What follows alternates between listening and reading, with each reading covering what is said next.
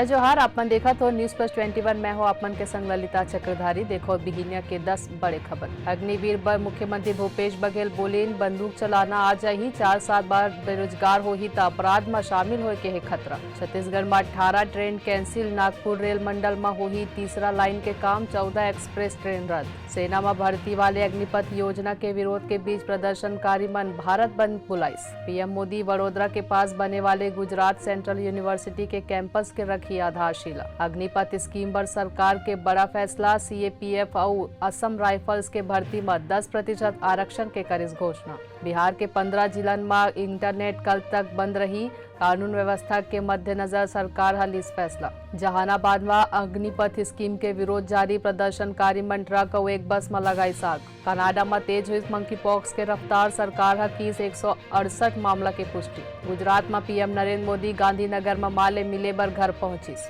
असम में बाढ़ के पानी ले एनएच डूबिस। सैकड़ों ट्रक फंसे हैं। ऐसा नहीं जानकारी ले लगातार अपडेट रहे बर देखत रहो न्यूज प्लस 21 आप मन के हक के बात।